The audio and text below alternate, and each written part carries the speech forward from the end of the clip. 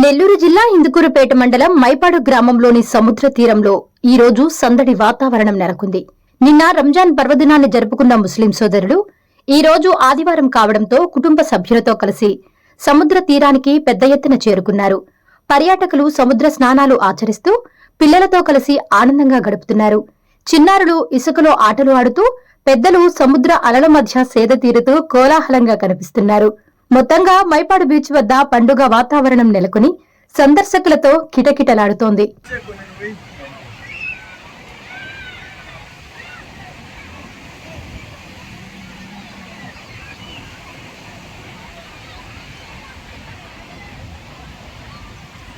Hasta